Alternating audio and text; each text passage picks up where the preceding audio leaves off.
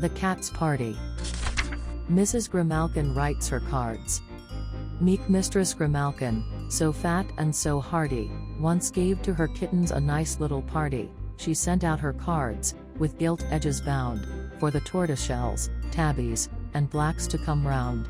There was uncle and aunt, and some cats of first water, of course, not forgetting her last married daughter. There was mother and sister, besides her first cousin. Counting heads, as they sat, they made up a dozen. Mrs. G determines to borrow her mistress' dishes. The next thing to be done was to make preparation, so the kittens were called to hold consultation.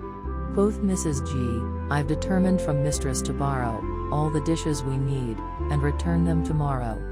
We'll have crumpets and muffins, and nice buttered toast, shrimps and fried fish, and some meat, which we'll roast. There's nothing like fish, though we've plenty beside. I could eat a large plateful, especially fried. The table groans, and Tom runs away.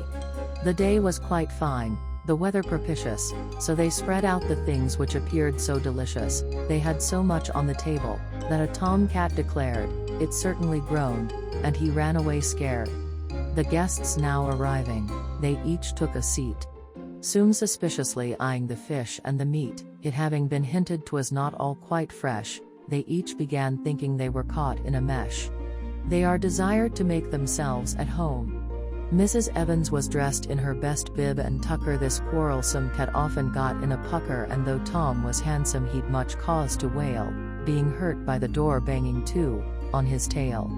But all went on smoothly, for each did their best to do all they could to please all the rest, and they made themselves happy, as good kittens ought, though of all the mice things, not one had been bought.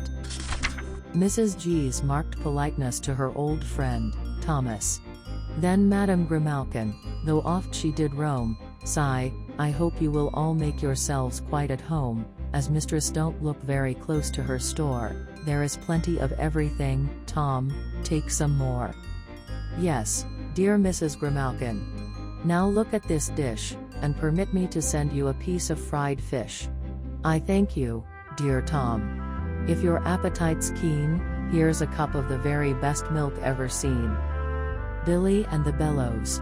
Such politeness from old and young feline shoots has seldom been seen since the famed Puss in Boots, but Billy, who wore a great, brown, shining coat, got a dreadful large herringbone stuck in his throat.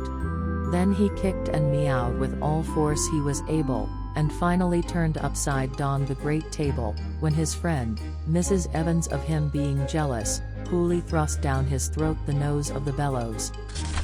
The dance.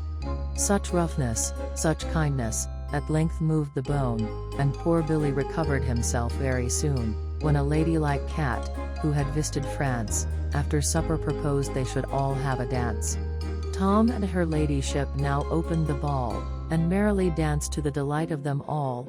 The others soon followed, till all in the room were dancing away, as though quite at home. Sudden appearance of Mrs. In the midst of the dancing the mistress came in, completely astonished to hear such a din. She struck the ringleader, which so frightened the rest, that to get out of sight they each did their best. Moral. A saying there is, perhaps not known to all and ought at the attention of every good cat I call, it's something about taking what isn't his'n, and the saying winds up with he shall go to prison.